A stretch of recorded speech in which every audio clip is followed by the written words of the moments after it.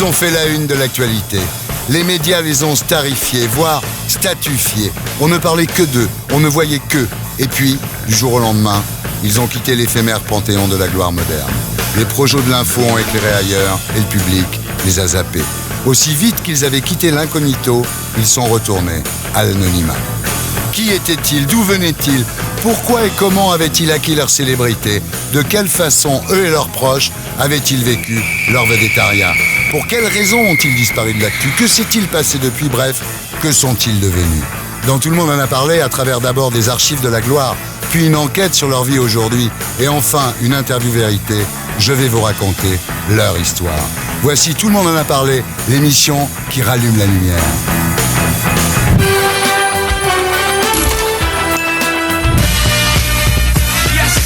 J'accueille Jean-Loup Chrétien.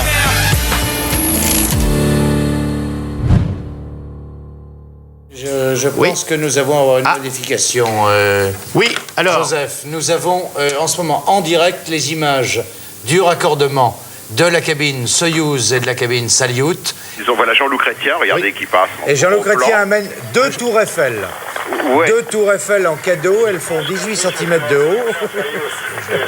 Patrick Baudry, oui. Voilà, qui assiste à l'opération. Patrick, disons, a eu le cœur tout de même assez gros. Hein. Alors là, Michel, nous sommes dans la cabine Salyut. Voilà, nous sommes dans le poste principal du Salyut. La caméra, donc, là, est volante et est tenue par l'un des cosmonautes. Et nous découvrons, mais ça manque un peu de lumière, le Salyut. Tout le monde en a parlé à retrouver Jean-Loup Chrétien en Bretagne, où il séjourne quand il est en France. Je passe à peu près un tiers de mon temps, un tiers aux États-Unis, et puis un tiers en vadrouille à travers la planète. Étonnant, au milieu du salon, c'est un instrument de musique qui a une place de choix. Alors ça, c'est une de mes passions, c'est une passion très ancienne, à peu près synchrone de ma passion de l'aviation. C'est venu ensemble. Mélomane et inspiré, l'astronaute aime impressionner.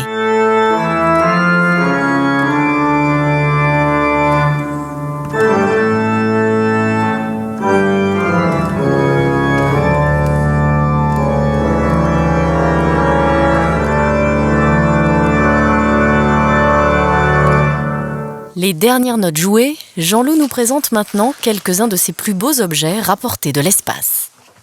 Il y a ici des souvenirs, souvenirs de mission. Ça, c'est un home de scaphandre qui est redescendu de la station Mir en fin 88, signé par tous les membres de l'équipage à bord. Et le gant, c'est le gant du scaphandre. Donc là aussi, traditionnellement, on ramène les gants du scaphandre. Voilà. Il y a du papier dedans, donc je ne peux pas vous dire bonjour. Pour avoir vu cette image, il faut aller sur la Lune. Et il n'y en a pas beaucoup qui y sont allés. On est beaucoup plus nombreux à avoir fait le contraire, c'est-à-dire tourner autour de la Terre et regarder la Lune se lever, et non pas tourner autour de la Lune et regarder la Terre se lever. Mais c'est un symbole qui reste fort pour nous tous, et puis en même temps, ça reste un rêve pour beaucoup d'astronautes. Et ça, c'est une photo prise dans le hangar de Baïkonour en novembre 88, quand on partait pour le lancement. Donc ça, c'est le départ, c'est 2 heures avant le décollage. À 73 ans, Jean-Loup Chrétien travaille toujours pour l'aéronautique internationale. Alors c'est un bureau de passage, il n'y a pas... Mon vrai bureau, il est dans ma société à Houston, Tytronics. Et la société assiste la NASA sur tous les systèmes modernes d'entraînement et de préparation même de mission. Il participe à la conceptualisation d'un prototype de véhicule destiné à la planète Mars. Mars Rover, qui est la Jeep que les astronautes utiliseront sur Mars. Amoureux de la Terre, Jean-Loup Chrétien est écologiste dans l'âme. Il ne se chauffe qu'au bois.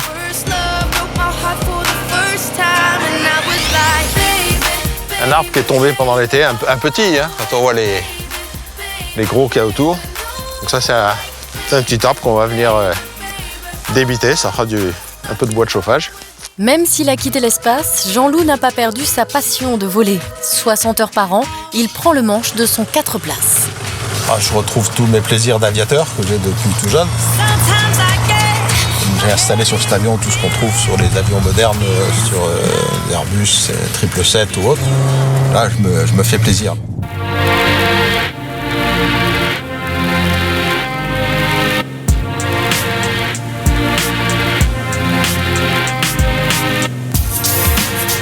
Aujourd'hui, la rade de Morlaix a remplacé la Lune et les étoiles.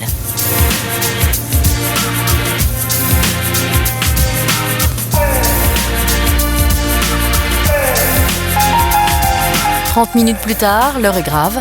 C'est celle de l'apéro avec ses proches. Ouais. Mon frère Pascal, qui habite juste au-dessus. Alors, on se partage les terres locales, là.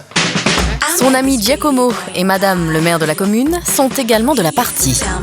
Jean-Loup a cette particularité d'être très attaché, évidemment, tout le monde le sait, à Morlaix et au pays de Morlaix, mais en plus de donner de sa personne. C'est-à-dire qu'aussi bien pour un concert d'orgue, il sera disponible, que pour être interprète pour un conseiller de Medvedev, comme je l'ai pu le recevoir.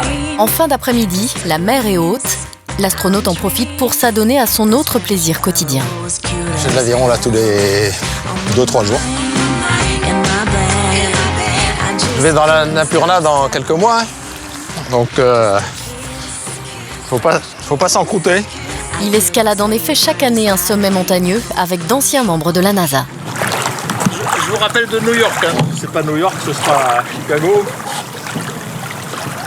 Si c'est pas Chicago, ce sera la Lune.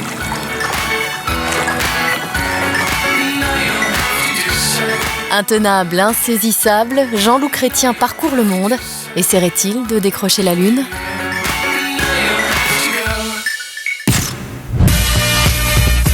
Et maintenant, la lumière se rallume sur Jean-Loup Chrétien. Bienvenue sur le plateau de Tout le monde en a parlé. Merci. Alors, vous êtes né le 20 août 1938 à La Rochelle, père officier de marine, mère femme au foyer. Vous avez 1 an lorsque vos parents se réinstallent définitivement en Bretagne. C'est là que vous grandirez. C'est le paradis de votre enfance, la Bretagne. Ah, tout à fait. Ouais. Vous sillonnez la région en Citroën B12 avec vos cousins. Très bon souvenir. Alors, votre passion pour le ciel naît pendant la Deuxième Guerre mondiale, quand, enfant, vous découvrez les combats aériens entre les avions allemands et les avions alliés. Vous dites, j'avais la passion de ces tas de ferraille en l'air et de pouvoir y aller un jour. Et après la guerre, quand je suis rentré en 6e, en 49-50, on était encore dans l'ambiance de cette Deuxième Guerre mondiale. Alors, pendant votre enfance a lieu un phénomène étrange, un rêve, où vous observez un copain de classe qui s'appelle Yvan, qui vous apprend à vous déplacer d'un mur à l'autre en flottant entre le sol et le plafond. Alors, c'est très prémonitoire quand même. Je devais avoir 6-7 ans. Et Yvan, effectivement, était au plafond et partait d'une cloison vers l'autre en me regardant. Et tu vois, tu peux faire pareil. Et je le voyais passer. Et... Vous découvrez l'apesanteur en rêve, en fait. Ah oui, complètement. Oui. Alors, votre deuxième passion, ce sont les orgues liturgiques. Vous êtes initié à l'âge de 5 ans et il s'en faut de peu que vous deveniez organiste. Voilà, il y a eu une petite difficulté d'aiguillage. Ouais. Et puis, comme on ne m'encourageait pas beaucoup à devenir organiste... En fait, vous avez un cousin peintre qui avait eu un destin tragique et votre mère estime que les métiers artistiques portent malheur. On sentait qu'il y avait une réticence pour l'attirance artistique. Donc, un jour, je me suis assis dans un avion, j'ai vu qu'il y avait beaucoup de boutons, comme à l'orgue. Il manquait le clavier, mais bon... C'est vrai, c'est vrai. Alors, vous jouerez quand même à Saint-Eustache, à l'église de la Madeleine, et vous emporterez votre orgue électronique dans la station Mir, quand même. Oui, extraordinaire. Alors, vous fréquentez les lycées de Saint-Brieuc et de Morlaix. À l'époque, vous êtes un lecteur assidu de Hergé. On a marché sur la Lune, Objectif Lune, Jules Verne, De la Terre à la Lune. Vous êtes spectateur des films de Méliès. Donc, quand même, très tôt, vous avez le goût de l'espace, disons, quand même. Ah oui, ces bandes dessinées de Hergé, qui étaient dans un journal pour enfants à l'époque, on les dévorait. Ouais. Et je dévorais surtout... Vous attendiez chaque semaine. Ah, c'était absolument. Ouais. Alors, vous avez 17 ans quand vous faites votre premier vol en avion, le 5 mai 1955. 5-5-55, c'est marrant. C'est à Saint-Brieuc, sur un Jodel D112. C'est un commerçant, un héros de la Résistance, qui vous donne en fait la passion de voler et qui ne vous quittera plus, quoi. Tout à fait, oui. C'est le premier vol et ensuite, très rapidement, je me suis mis à voler dans l'aéroclub de Saint-Brieuc, puis de Brest, et c'est là que que c'est parti. Alors 4 ans plus tard, vous entrez à l'école de l'air de Salon-de-Provence. C'est là que Gagarine devient le premier homme dans l'espace. Et pour vous, c'est un déclic. J'avais choisi d'être pilote de chasse, déjà annoncé que je voulais être pilote d'essai. Puis là, d'un seul coup, il dit, derrière, il y aura le cosmonaute. Ouais. Et c'était le surnom qu'on m'avait donné, mais avec beaucoup de condescendance. Tu sais, quand un Français volera dans l'espace, tu seras arrière-grand-père. Alors en 1979, Valéry Giscard d'Estaing émet le souhait de faire voler prochainement un Français dans l'espace. 500 candidats se présentent, dont vous. Et puis après, il y a tout un tas d'épreuves psychologiques et physiques à Brétigny, dont le fameux tabouret tournant. Oui, ça avait été... Le tabouret tournant est destiné à vérifier que vous résistez bien au mal des transports. Ouais. Et il se trouvait que j'avais passé un mois sur un bateau qui bougeait beaucoup et j'étais bien entraîné. Mais vos copains essayent de vous piéger parce qu'ils vous disent « mange avant de faire le tabouret tournant ». Oui, c'était déjà les premières peaux de banane. Ouais. Et vous ne mangez pas, d'autant plus que ce jour-là, c'était de la choucroute garnie. Oui, ça, au contraire, ça a dû bien tasser le reste. Ouais. Et ça m'a rien fait. Ah oui, l'habitude du caboteur. Ah, l'habitude du caboteur. Oui, là, je crois que c'était un bon entraînement. Oui. Ouais. Alors, en septembre 1980, vous partez donc avec Patrick Baudry, vous installez à côté de Moscou, dans la Cité des Étoiles. C'était comment, la Cité des Étoiles? Un petit choc, quand même. J'ai eu l'impression de revenir quelques dizaines d'années en arrière, un peu mélange de pension ou d'armée très jeune. Enfin, c'était venant de Provence et du beau soleil de Provence, et une vie déjà un petit peu luxueuse. Ouais. Là, c'était un petit choc. Ouais. Il y avait une seule sortie le samedi après-midi. Oui. Pas de téléphone, 2 ans sans vacances. Pas de voiture, donc on a fait des kilomètres à pied. Hein. Ah oui. Alors, vous étiez tellement inquiet en allant en Russie, parce qu'à l'époque, c'était encore la Russie communiste, que vous aviez emporté des casseroles. Ah, on avait tout amené, Tout amené, on pensait qu'on ne trouverait rien sur place. On nous avait dit qu'on ne trouverait rien sur place, et ça a beaucoup amusé les soldats soviétiques qui passaient à côté de notre déballage de déménagement. Alors, malgré 9 heures de cours par jour en russe, un entraînement dans des simulateurs très exigus, dans des scaphandres très inconfortables, stage de survie dans des forêts à moins 20 degrés, vous tenez bon. C'était pas facile. Il fallait être patient, il fallait être curieux et puis passer des examens. Retourner sur les bancs de l'école et passer des examens. Ouais. Et le 9 septembre 1981, vous êtes choisi pour partir dans l'espace. Ouais. Vous aviez peur? On n'était plus que 2, c'est vrai, 2 rescapés sur 500, mais on savait qu'il n'y en a qu'un des 2 qui partirait. C'est vrai que c'était un peu douloureux. Une certaine appréhension. Ah oui, la dernière appréhension. Parce qu'on avait beau se dire avant, c'est pas grave, je serais allé jusqu'au bout. Ouais. Alors, vous décollerez de Baïkonour à bord du vaisseau Soyouz T6 le 24 juin 1982. Et la veille, vous avez relu Objectif Lune, on a marché sur la Lune, que vous lisiez à l'âge de 15 ans, à l'époque où c'était de la science-fiction, tout ça. Ah oui, et je les lis encore. Et là, 526 secondes après le départ, les moteurs s'arrêtent. Vous flottez dans l'espace comme un voilier sur l'eau. Alors, c'est en fait les 2 ans de préparation, c'est pour les 526 secondes, en fait. 80%, oui, des 2 ans de préparation, 80%, c'est pour cette partie-là. Et un peu le retour aussi, mais surtout la partie montante. Ouais. C'est un peu le paradoxe des entraînements aux vols spatiaux. Ouais.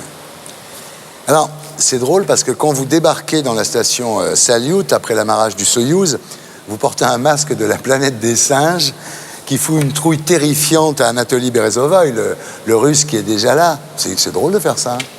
C'était une idée qui avait germé avec la petite communauté, jeune communauté française de l'ambassade à Moscou, de l'ambassade de France à Moscou. Il m'a dit, pourquoi tu n'amènerais pas ça là-haut? Là, je l'ai ramené. Le mec, quand il a dû vous voir arriver... Ah, mais il y a eu... ce que je lui ai tapé sur l'épaule, il me tournait le dos, il était en train de travailler sur le plancher, il flottait au-dessus du plancher. Je me suis mis au-dessus de lui, je l'ai tapé, donc là, il s'est retourné et... Oh là là. Vous auriez pu le tuer. Il était costaud. Ah oui. Oui, on s'est bien marré. Ouais. Ah oui, après, ça a été là, c'est un grand éclat de rire. Ouais. Et on a quelques images, d'ailleurs, qui sont restées. Ça avait été dur de devenir copain avec les Russes, quand même, non?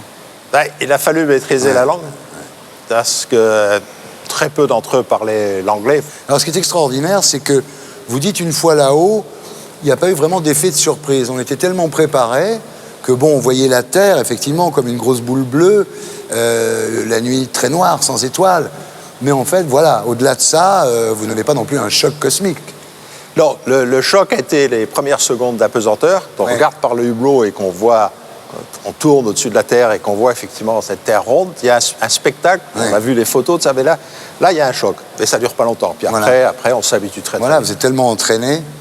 Alors, c'est lors de votre deuxième vol en 1988 sur Soyouz TM7 que vous vivrez un moment plus surprenant. C'est une sortie extravéhiculaire, c'est-à-dire là, vous sortez seul dans l'espace, quoi.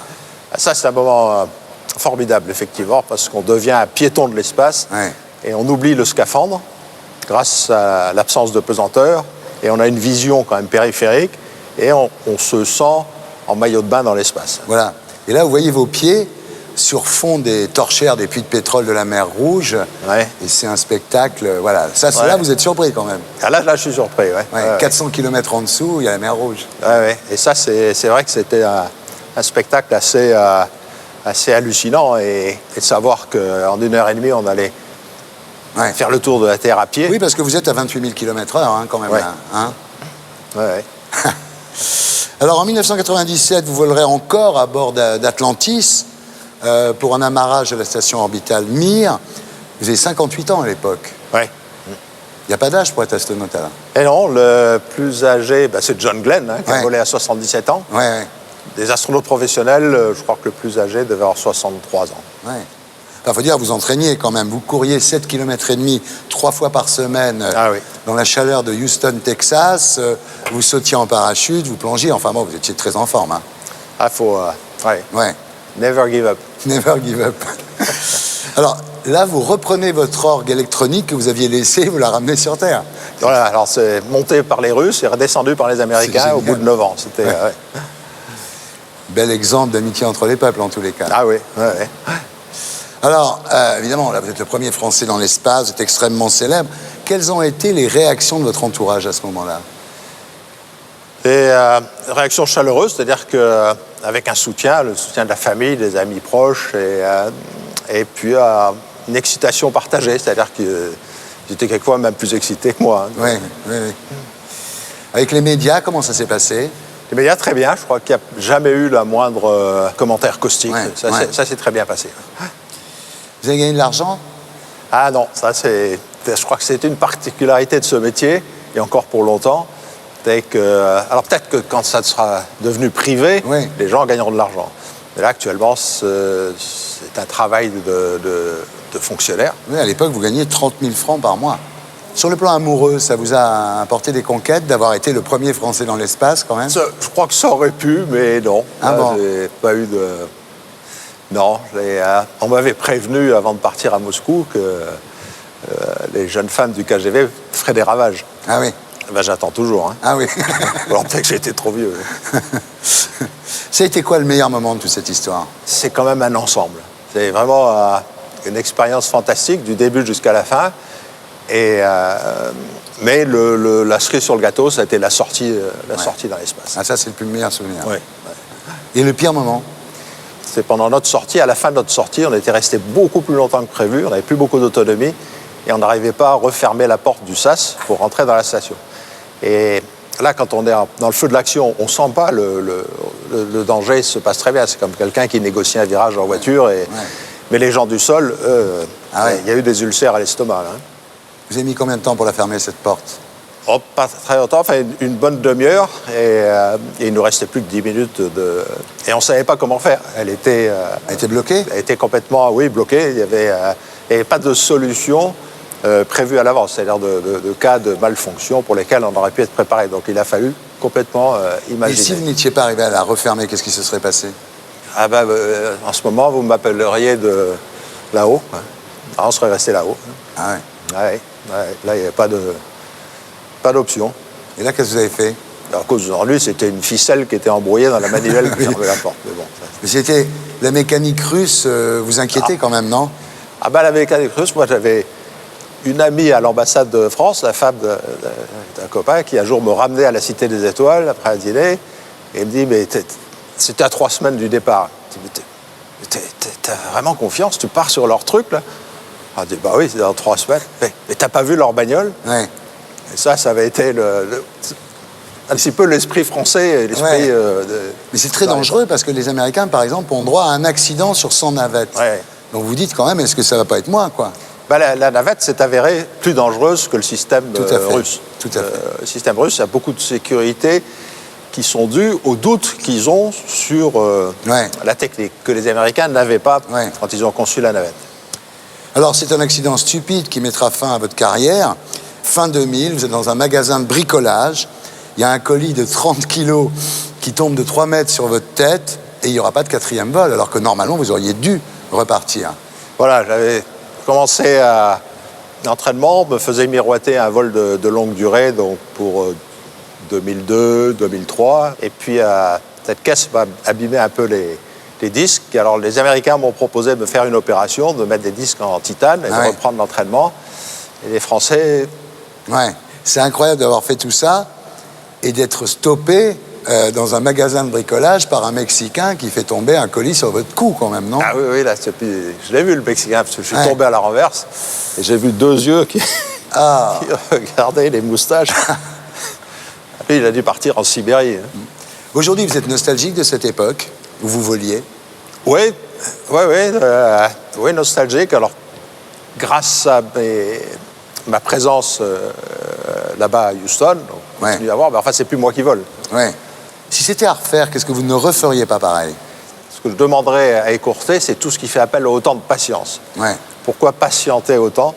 Et il y a quand même beaucoup de répétitions. Il y a du temps perdu. Le jour où vous allez mourir, qu'est-ce que vous voulez qu'on marque sur votre tombe? Quelque chose du genre toujours dans la Lune, jamais sur la Lune. Très bien, c'est génial. Merci, j'étais très heureux de rallumer la lumière sur vous. Merci Jean-Loup. C'est un plaisir.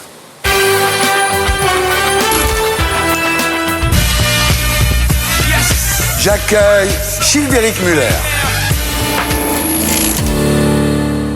Quelle est la différence entre cet accident et cet accident? Même fracture, même plâtre, même béquille, mais pas la même facture avec la carte jeune. En plus des réductions, assistance dans le monde entier. Rapatriement, frais médicaux pour les accidents d'auto, vélo, moto, ski, patin à roulettes. Si tu paies le prix, t'as rien compris. Carte jeune. Tout le monde en a parlé à retrouver Childéric Muller à Marseille. L'ancien animateur est aujourd'hui conseiller municipal sous la bannière du MoDem. Et nous avons rendez-vous à la sortie d'une réunion consacrée à la sécurité dans la cité phocéenne. Il ne s'est rien passé, il ne s'est rien dit qu'on ne sache pas. C'est assez classique, en fait c'est le théâtre de la politique, c'est-à-dire qu'il y a eu des engueulades, des vociférations dans l'hémicycle, mais rien qui fasse avancer les choses. Voilà. Cette seconde vie politique n'était pas gagnée d'avance tant elle est loin de l'image d'animateur télé, mais Childéric, élu local, semble faire l'unanimité. J'aime beaucoup Childéric. Un ancien animateur de télévision élu avec moi, ça change un peu des parcours des fonctionnaires, donc c'est très bien d'abord. Moi c'est un vieil ami, donc la seule chose que je puisse regretter c'est qu'il ne soit pas fondamentalement dans le même camp que moi. Et voilà la salle de l'hémicycle. C'est ma place. Le maire s'installe au milieu, sous les armes de la ville, avec la Marianne marseillaise, qui n'est pas une Marianne habituelle. Et la visite guidée se termine par un petit tour dans son bureau. Et alors, afin de ne pas gaspiller l'argent public, on se partage les bureaux comme les moyens. C'est-à-dire qu'ici, il y a 3 bureaux, et donc on est 6 conseillers. Childéric n'a pas complètement quitté le monde du petit écran puisqu'il est aujourd'hui encore producteur. Sa société est domiciliée à Paris. Moi, c'est à Marseille que j'avais envie de faire bouger les choses. C'est ma ville, donc c'est compréhensible. Quant à la production télé, je ne peux le faire réellement qu'à Paris. Merci. Le conseiller municipal nous emmène maintenant dans son secteur où nous attend une surprise. La girafe Zarafa. La girafe là, avec le tramway. Au milieu de la petite, une bourse d'échange de livres où les gens apportent leurs livres et d'autres viennent les reprendre ensuite. Politique toujours, nous concluons la journée par une visite au mémorial de la Marseillaise, un projet patriotique qui tient particulièrement à cœur à Childéric. Moi j'étais assez dubitatif quand le projet a été proposé en conseil municipal. Et puis ensuite, au fur et à mesure de l'avancée, j'avais quand même un doute. Et je dois avouer que depuis l'inauguration, il y a quelques mois, je suis époustouflé, c'est-à-dire qu'il y a une très très belle muséographie. Ils ont rassemblé des pièces originales, intéressantes. Et puis il y a en vidéo, par exemple, il doit y avoir une 40aine de versions de la Marseillaise. Et c'est un musée moderne. À croire qu'il est en campagne, à l'heure de prendre le train pour Paris, il nous délivre un dernier message écolo. Alors normalement, le voyageur de commerce a une voiture et le VRP fait des kilomètres. Moi, je l'ai fait en train, c'est mieux pour la taxe carbone. Bien loin de la télé, Childéric a-t-il trouvé sa nouvelle voie? Et maintenant, la lumière se rallume sur Childéric Muller. Childéric, bienvenue sur le plateau de Tout le monde a parlé. Alors, vous êtes né le 3 avril 1963 à Argenteuil, mère opticienne, père représentant de commerce, et vous grandissez entre Orange, Paris, Marseille, d'où votre mère est originaire. Vous faites votre 5e et votre 6e au lycée Carnot à Paris, puis votre famille s'installe vraiment à Marseille. Vous faites une scolarité chez les Jésuites, où vous créez un journal étudiant qui s'appelle Anti-Beauf. Ouais. C'était quoi ce journal? On y parlait de BD, de ciné, de musique, et puis on se mêlait aussi un peu d'histoire, de façon pas toujours appréciée. Il y a eu quelques scandales, mais c'était marrant. Et c'est pour ce journal qu'en 1979, vous interviewez Star Shooter, qui passe à Marseille. Après l'interview, vous accompagnez Star Shooter à France Inter Marseille, le décrochage local. Et là, l'animatrice vedette est effondrée, parce que le spécialiste du rock n'est pas là. Et le groupe Star Shooter suggère que vous fassiez l'interview. Voilà. Faut imaginer, à l'époque, en Provence, tu as RMC et France Inter. Ouais. Et le matin, France Inter décroche, on n'entend pas les programmes nationaux. En FM, on entend cette radio locale, donc qui est France Inter Marseille. Et tout d'un coup, je vais interviewer Star Shooter, ce qui veut dire que le lendemain, je suis une star au bahut. Voilà. Voilà. Alors là, la graine est semée, évidemment. Hein. Après l'interview, vous continuez à travailler pour la même station. Et en 1981, à l'arrivée des radios libres, vous débutez votre carrière sur Radio 13, sur Radio Star, puis quelques papiers pour le Méridional. Vous faisiez quoi sur ces radios à l'époque? J'étais un fou de musique, je manageais des groupes de rock, j'organisais des concerts, des festivals, je truandais sur mon âge en faisant croire que j'avais 18 ans, de façon à pouvoir signer des contrats. Je faisais même tourner des groupes internationaux. Donc c'était l'occasion de faire passer mes disques et d'être, tu vois, voilà, de faire écouter Cure en pleine journée sur une radio, voilà. Ensuite, vous passez le bac, vous remontez à Paris, à l'Institut pratique de journalisme, et vous commencez à piger dans la presse écrite. Alors là, c'est n'importe quoi. Ça va de la météo dans le Matin de Paris à Tino Rossi dans le Chasseur français, là. Je fais mes études la journée, mais il faut bien que je gagne un peu d'argent, donc je commence à faire des piges.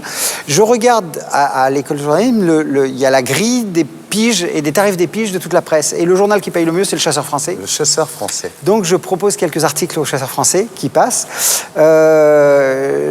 Parce que j'ai gagné un concours, je rencontre Broumed et je le remplace en faisant Nègre au Matin de Paris. De temps en temps, il y avait Broumed et Boussier, donc je les remplace en faisant la météo au Matin de Paris. En parallèlement, vous continuez à bosser pour Radio Star. Alors, Radio Star, à l'époque, faites une émission à Paris dans votre chambre de bonne. Et vous donnez la cassette à une hôtesse du TGV. J'enregistre, je fais mes interviews de Clash quand ils sont à Paris, machin, des artistes, etc. Et puis le vendredi soir, je mixe mon émission dans la nuit et je la donne ensuite à une hôtesse TGV qui descend à Marseille et puis il y a un mec de la radio qui vient le récupérer à la gare Saint-Charles. Ensuite, vous pigez dans la presse rock, donc Rock and Stock, vinyle, mais pas Best et pas Rock et Folk. Pourquoi? Parce que je lisais plus le Melody Maker et le New Musical Express que Rock et Folk et Best, que c'était trusté par une bande de rock critique. Et que moi, j'étais pas forcément dans cette ligne-là. Et j'ai aimé Rock, qui était ce magazine grand format, papier glacé, qui était une presse originale et nouvelle. C'était José Ferré. Et il y avait une vraie plume, il y avait 2 vraies plumes dans ce canard. Voilà, donc j'ai beaucoup aimé celui-là. Et là, Patrice Blanc-Francard, le patron des Enfants du Rock, vous fait rentrer à la télé. Je voulais à tout prix rencontrer Lescure, j'arrivais pas. Et puis je m'occupe de Radio Val d'Isère l'été 83, je crois. Et Lescure, il vient en vacances avec Toulouse. Donc, je vais les brancher. Je leur demande de venir à la radio. Ils viennent à la radio. C'est au moment où il y a le scandale PPDA, où PPDA menace de quitter l'antenne. Du coup, on a plein de trucs dans la presse, puisqu'on file la bande et les bons moments de cette interview aux journaux. Et puis, à la rentrée, j'appelle Lescure et je dis à Lescure, bon, bah voilà, je sais que vous êtes plus aux Enfants du Rock, machin, mais je voudrais venir à France 2 et rencontrer Blanc-Francard. Il me dit, pas de problème. Et il me prend un rendez-vous avec Blanc-Francard. Rendez-vous qui est annulé, et Blanc-Francard, quelques semaines après, appelle José Ferré à Rock et lui dit, il y a ce mec là qui écrit des papiers pas mal, comment il est? Et voilà, je me retrouve chez Blanc-Francard qui me dit, est-ce que tu connais Shahadé? J'avais lu 2 jours avant un papier dans le New Musical Express sur Shahadé. Il me dit, tu pars à Londres et tu vas faire une émission sur Shahadé. Ouais. Vous étiez quand même très pushy quand même, non? Un peu hyperactif, de façon certaine, et puis passionné, quoi, vraiment passionné. Ouais. Alors, parallèlement, vous travaillez sur La Voix du Lézard, qui va devenir Skyrock, sous l'égide de Pierre Bélanger. Et quand Blanc-Francard part sur TV6, vous le suivez, vous animez Système 6. Alors là, vous recevez effectivement Indochine, Niagara, Dao, toutes les stars de l'époque, et même Michel Sardou, à qui vous dites, pour moi, vous êtes un ringard. Je ne sais pas comment recevoir Sardou. C'est-à-dire qu'à l'époque, on est quand même assez fermé. C'est-à-dire qu'on a une liste d'invités. Et puis quand voilà, tu peux être très haut dans le top 50 ou dans les charts de vente, mais si tu n'es pas dans la cible, moi, j'en voulais pas. J'étais assez ostracisé. Ouais. Il y avait une certaine forme d'ostracisme. Et donc, ce jour-là, on reçoit Sardou, on est en pleine manif étudiante. Et c'est vrai que Sardou fait un truc qui est pas mal, c'est qu'il prend le parti de la défense des étudiants. Et donc, je ne sais pas comment attaquer l'émission. Et j'attaque le machin en lui disant, voilà, pour moi, Michel Sardou, vous avez toujours été ringard. Ce que vous avez fait, c'est toujours out. Etc. Et je vois Sardou qui se décompose. Et à un moment, je me dis, je tire quand même trop fort. Et là, je lui dis, mais c'est vachement bien ce que vous avez dit en soutenant les étudiants. Alors, pourquoi vous avez pris cette position? Et donc, on va avoir 1 heure d'interview assez surréelle. J'imagine que vous êtes détruit par l'arrêt de TV6. Ah oui, oui. Ouais. On a eu la manif le samedi. Le samedi soir, la dernière émission, et ensuite j'ai passé 24 heures enfermé chez moi, téléphone débranché. J'ai regardé le matin arriver M6, j'étais voilà, dégoûté. Ouais. Normal, parce que c'était une aventure humaine, on était une quinzaine, on avait inventé une chaîne, une nouvelle forme de chaîne, etc. Et puis le lundi, voilà, au moment où je raccroche mon téléphone, il y a Europe, il y a machin, tout le monde m'appelle Énergie, Europe, RMC, en me disant on voudrait que tu fasses de la radio chez nous. Et là je me dis putain, mais c'est un rêve. Voilà. Alors ensuite, il y a la 5 de Berlusconi, où Marie-France Brière vous engage. Vous aviez 2 émissions par semaine. Ouais, ça s'appelait Childéric, ce qui est quand même le comble de la gloire. Et c'était un trio de producteurs sur cette émission, parce qu'il y avait aussi Thierry Ardisson et Catherine Barma. Voilà. Et ça s'est bien passé. C'était bien, hein. Manque de peau, comme TV6, la 5 s'arrête aussi. Ouais, alors ça a été en 2 étapes. Il y a eu ces 6 mois de Berlusconi R100... Et puis, il y a eu cette phase où tout d'un coup, les stars sont parties parce qu'ils coûtaient trop cher et que toutes les analystes de la chaîne se rendaient compte que c'était pas une chaîne populaire, voilà, mais que c'était plus une chaîne urbaine et jeune. Donc en fait, il y en a 2 qui avaient vraiment leur place, 3. Il y avait Ardisson, Guillaume Durand et Childéric. C'était les 3 qui avaient vraiment une logique sur cette chaîne. Donc c'est là que l'émission se double et que ça devient le mercredi, le samedi et le dimanche. Alors là, vous devenez l'icône publicitaire de la carte jeune. Une opération qui a été menée par le ministère de la Jeunesse et des Sports. Alors le claim, c'était si tu payes le prix, t'as rien compris.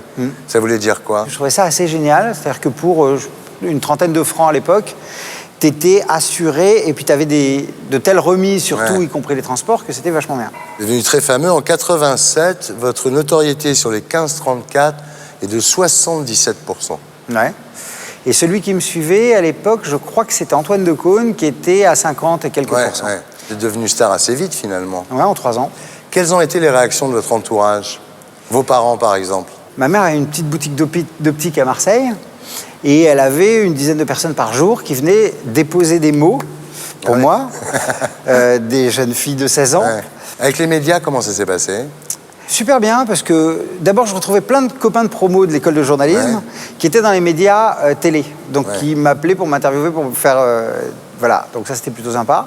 Sur le reste, j'adorais être invité sur les plateaux de télé, même plus que de faire mon boulot. Ah oui. Vous avez gagné de l'argent à l'époque?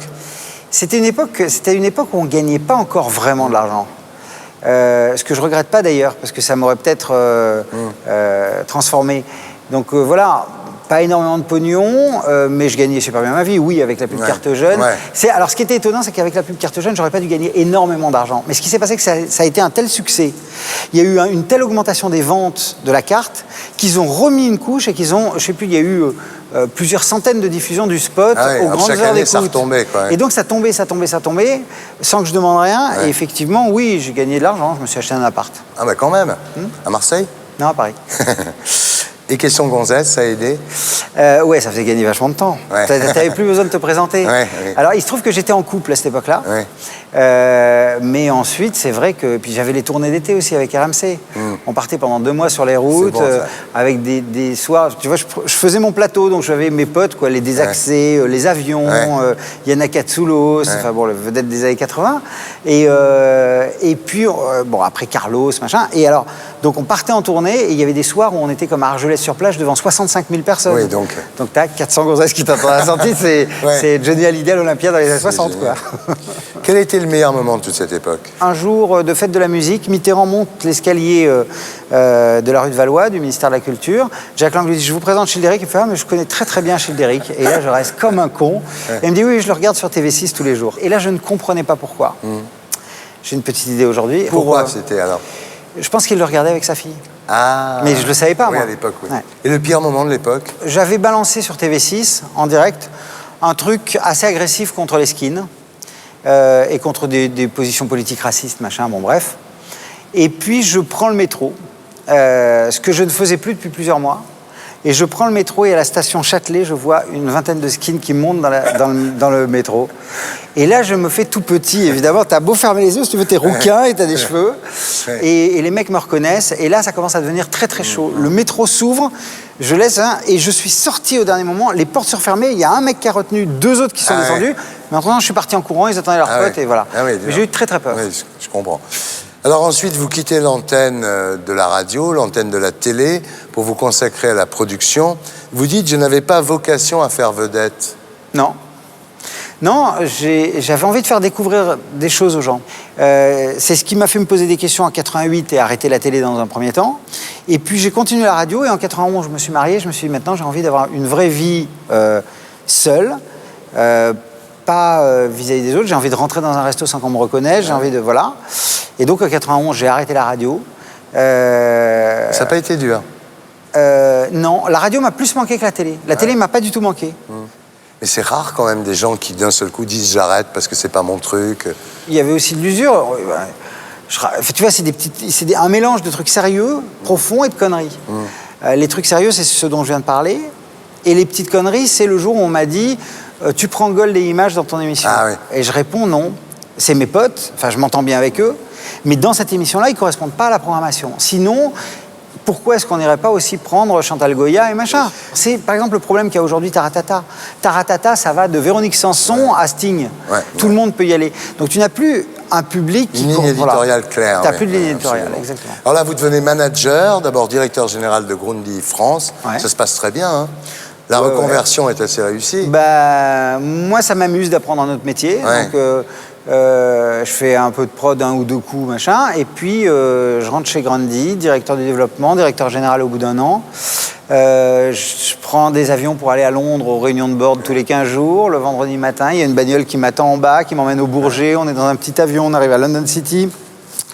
À un moment, tu rentres dans le cycle du manager, du chef d'entreprise, dans l'esprit de ce qu'on appelait à l'époque les maîtres du monde. Et puis un matin, tu te réveilles et tu te rends compte que tu bosses pour une boîte qui en a rien à foutre de ses clients.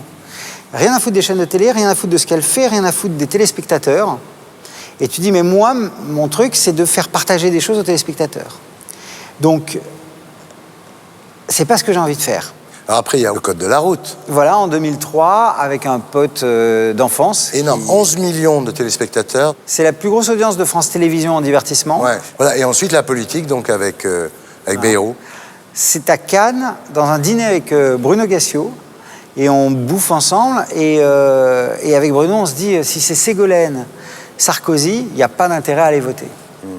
Je me suis souvenu que j'avais voté Bayrou en 2002, dont j'avais eu très très honte à l'époque, parce que je m'étais dit c'est à cause de moi qu'il y a Le Pen au 2e tour. Je commence à lui envoyer des mails et à donner mon avis sur les droits sur Internet, sur politique en matière de communication de médias, machin. Et un jour, on m'appelle et on me dit Bayrou aimerait te rencontrer. Voilà. Je trouve ça assez génial. Je me dis putain, les mecs, ils font bien leur boulot, les mecs qui trient ces mails. Et en fait, j'arrive devant lui et il m'explique que non, il n'y a personne qui trie ces mails. C'est lui-même qui parcourt très rapidement ses mails et quand il y en a un qui l'intéresse, il le lit. Et donc, il a lu les mails, voilà, et je me retrouve dans l'équipe de campagne. Alors aujourd'hui, est-ce que vous êtes nostalgique de l'époque où vous étiez vedette, comme vous dites? Mais pas du tout. Ah bon? Ma vraie belle vie, c'est ces moments à Marseille. Ouais. C'est-à-dire quand je m'élève contre des dépenses absurdes sur la Villa Valmer, et que je relève 1 million d'euros dont on ne comprend pas bien où ils partent. C'est quand je fais changer le règlement intérieur des cantines en bousculant un peu Jean-Claude Gaudin sur le fait que les enfants allergiques ne peuvent pas manger dans les cantines de Marseille, ce qui est le cas maintenant. Ça s'est arrangé. Voilà, c'est des combats que tu gagnes, quoi. Et c'est des trucs qui servent vraiment aux gens aussi. Ouais, vous avez une vraie éthique, hein. Ouais. Et si c'était à refaire, qu'est-ce que vous ne referiez pas pareil? Je crois que je referais tout pareil. Tout pareil? Ouais. Et le jour où vous allez mourir, qu'est-ce que vous avez comme marque sur votre tombe? Il a servi à quelque chose. Merci Childéric, c'est très heureux de rallumer la lumière sur vous, merci. Merci Thierry.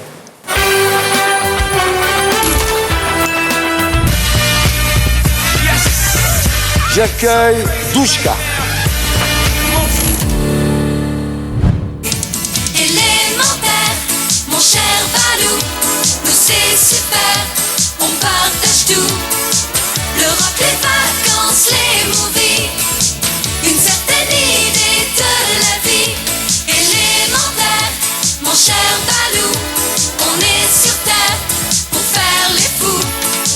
C'est ce que tu chantes, c'est ce que tu dis, et j'adore ta philosophie. Tout le monde en a parlé à retrouver Douchka Esposito à Marseille, où elle s'est installée depuis peu avec sa famille. Chez moi, rentrez. Gianni, tu descends, tu viens. Si cet après-midi c'est l'effervescence chez l'ancienne ambassadrice française de Disney, c'est que ce soir elle a un concert avec ses anciennes peluches des débuts. Sa fille et ses 2 fils la suivent dans toutes ses aventures. Je les mets un petit peu à contribution, ils sont cool. Ils savent le prix de ce métier, ils connaissent les tenants et les aboutissants par cœur, puisque bon, ils me suivent depuis toujours. On prend la chienne? Allez, c'est parti. Avant de se rendre sur le lieu de son concert pour les répétitions, Douchka nous emmène faire un tour sur la corniche. Oh, la mer, c'est très important. Je trouve que, franchement, c'est une décompression rien que de la regarder. En sa compagnie, nous allons visiter la maison de pêcheurs qui appartient à sa mère, l'actrice Pascale Petit. Moi, je viens souvent là me baigner parce que l'eau est claire, c'est plus isolé, c'est plus sauvage, c'est plus sympa. La vue est formidable. Il y en a qui se baignent, elle doit être bonne.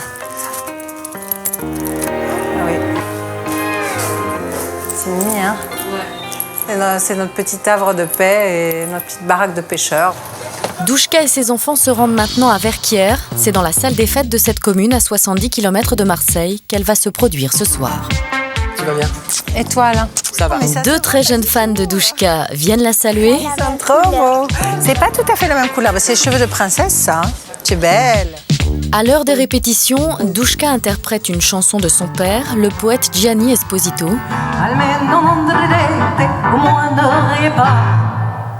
Et bien sûr, les incontournables tubes de l'époque Disney.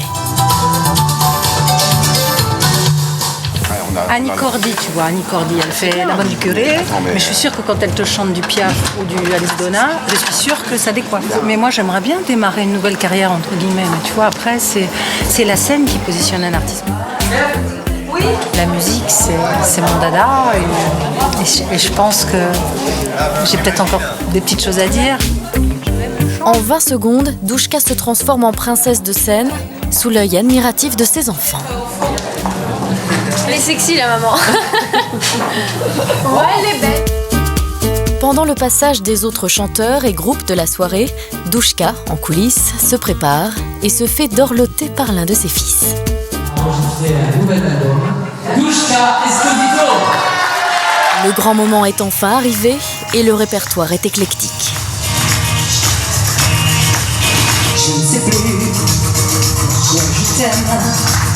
Regarde bien, je ne suis pas la femme que tu voyais pour moi. Mon ciel ne répond plus qu'elle impure, qu'importe le vent.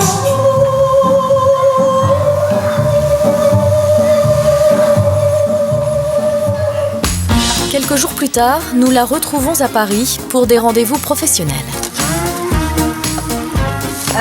Cette semaine, je suis à Paris parce que j'ai plein de choses à faire, plein de rendez-vous, des télés, des radios, des rendez-vous aussi pour des projets. Nous nous rendons chez Olivier Lejeune qui me propose une pièce de théâtre qui s'intitule Tout bascule. Le théâtre, c'est passionnant. J'aimerais beaucoup, évidemment, tourner sinon dans les téléfilms et au cinéma. Le téléphone sonne, les affaires reprennent. La voilà chez l'acteur et auteur Olivier Lejeune, connu notamment pour avoir participé à l'émission La Classe. Hello! La voilà, ma Comment star. vas-tu? Quel Bien. bonheur. Bon, ça Ouais, va, t'es quel en plaisir. forme? Ouais. Douchka découvre avec Olivier la pièce de théâtre qu'il a écrite et pour laquelle il aimerait lui confier un rôle. Pour qui tout bascule au même moment. Et ça se passe en durée réelle. C'est-à-dire, en fait, c'est le mariage le plus court de l'histoire. C'est-à-dire que c'est un homme qui va se marier et 1h30 après, il va divorcer. Moi, je me réjouis. C'est toi qui feras la mise en scène, toujours? J'espère bien. Ah bah, en effet, c'est oui. Elle ne perd pas une minute et se glisse déjà dans la peau de son personnage. Monsieur, votre femme est dans l'aspirateur. Attention, vous mettez les pieds. Mais enfin, qu'est-ce qui te prend? Mais lâche-moi, voyons. On va mon trésor. Aujourd'hui, Douchka Esposito veut être une artiste complète et populaire. Et pour celle qui, il y a 25 ans, brillait au firmament des spectacles pour enfants, les portes semblent s'ouvrir à nouveau.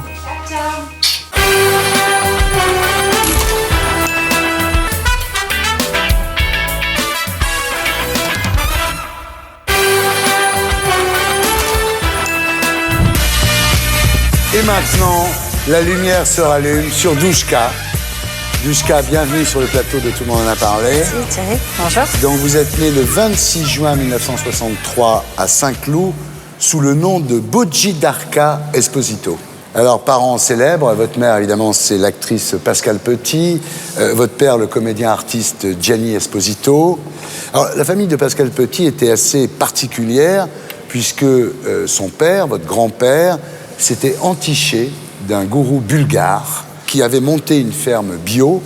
Et pour gagner de l'argent, pour faire fonctionner cette ferme, votre mère, Pascale Petit, bossait chez Carita. Elle était rentrée apprentie chez Carita pour mettre quelques deniers de côté pour participer à l'acquisition de cette fameuse ferme bio qui était le projet de la famille. Voilà.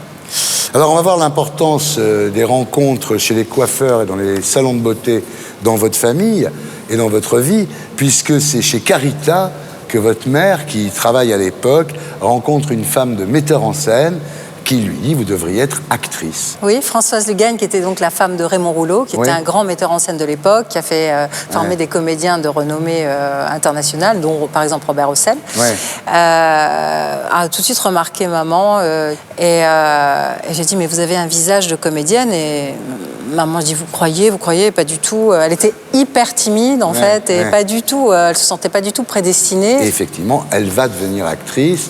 Et à 21 ans, grâce au film Les Tricheurs, Pascale Petit devient une star. Alors, à l'avant-première du film, elle rencontre Gianni Esposito. Voilà, ils s'aiment, voilà, vous naissez. Et à votre naissance, c'est le gourou bulgare qui choisit votre prénom, Bojidarka, ce qui veut dire Dieu en bulgare, non? Ça veut dire don de Dieu. Et votre mère, quand même, c'est un peu compliqué comme nom, elle vous surnomme Douchka? Oui, qui était petite âme en slave, qui est un surnom, c'est même pas un prénom, c'est un surnom. Comme tout.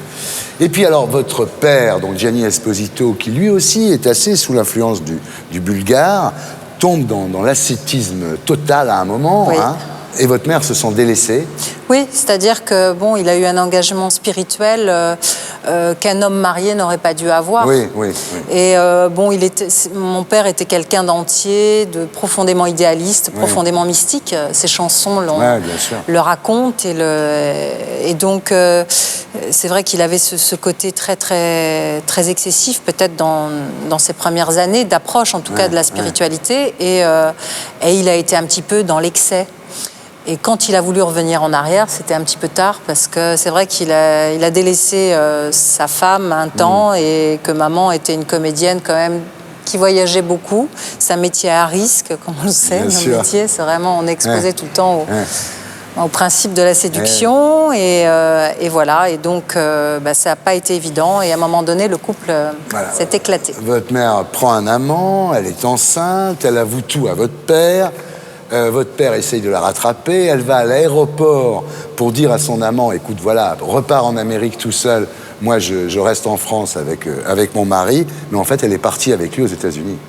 Eh oui, c'était le sort qui en a voulu ainsi, parce que bon, elle est tombée enceinte très vite, c'était l'accident. Et je crois que bon, à un moment donné, quand on est piqué par le virus de la passion, c'est fini. Et c'est vrai que l'homme qu'elle avait rencontré à Berlin.